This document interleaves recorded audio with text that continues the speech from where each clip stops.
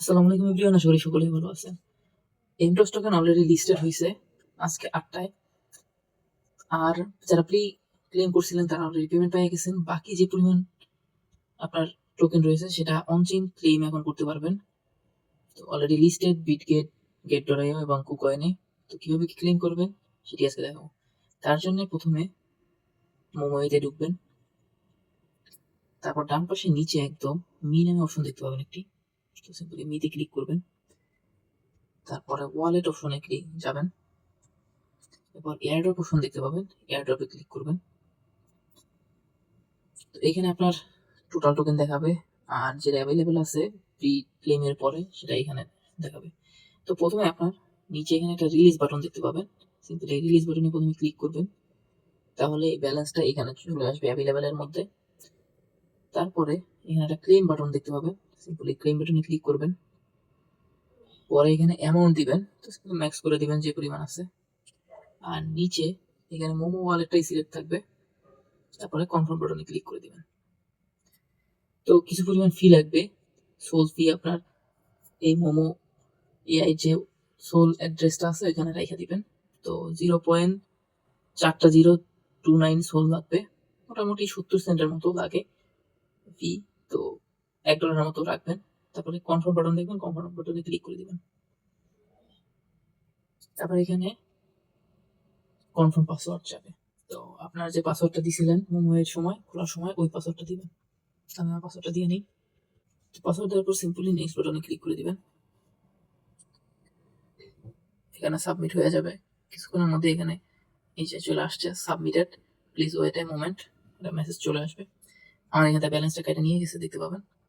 উপরে হিস্ট্রি একটা অপশন দেখবেন, সিম্পলি হিস্ট্রিতে ক্লিক করবেন।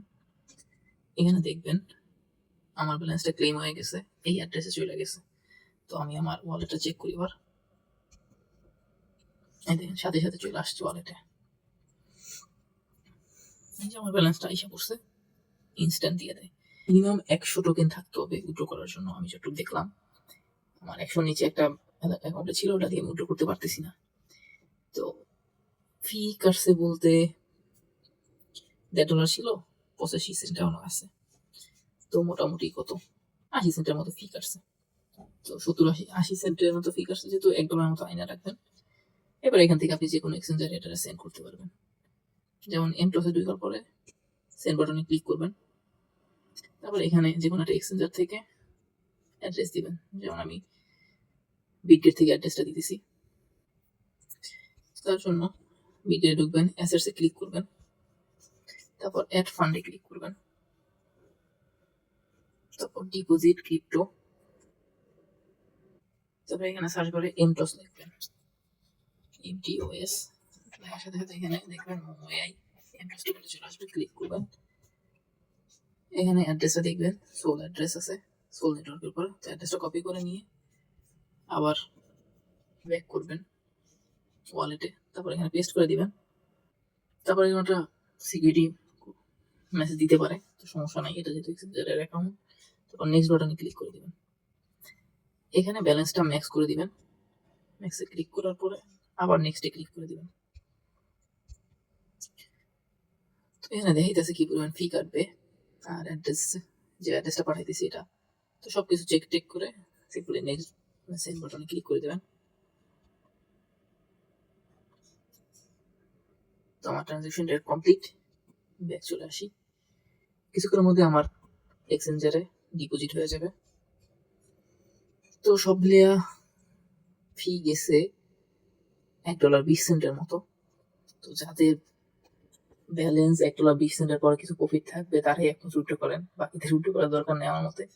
বাকিরা চাইলে হোল্ড করতে পারেন। এখানে স্টেক নামে একটা অপশন আছে, চাইলে স্টেকও করতে পারেন। যদি আমি স্টেক প্রেফার করি না, যাদের আছে উঠে সেল করে দিতে পারেন। যে স্টেক আছে, এখানে স্টেকে ক্লিক করে 60 দিন, 180 দিন, 360 দিন, মানে 1 বছরের জন্য হাইয়েস্ট আপনি কি করতে পারবেন। মিনিমাম হয়েছে যে 2 মাসের জন্য। এখানে আপনার ব্যালেন্সটা যা আছে, যাদের 100 নিচে আছে তারা স্টিক করে রাখতে পারেন অন্তত 60 দিনের জন্য। স্টিক করে তারপর উল্টো করে দিয়ে পেন্ডিং এ আছে আপাতত। তো কিছুক্ষণের মধ্যে হয়ে যাবে, ডিপোজিট হয়ে যাবে, তারপর আমি চাইলে সেল করে দিতে পারি। তো 127টা টোকেনের প্রাইস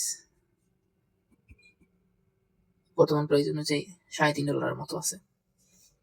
তো চাইলে হোল্ডও করতে পারেন, সেলও করতে পারেন, আপনাদের ইচ্ছা। এই ছিল আজকের ভিডিও। আশা করি সকলেই বুঝতে পারছেন। ভালো থাকবেন, সুস্থ থাকবেন। আল্লাহ হাফেজ।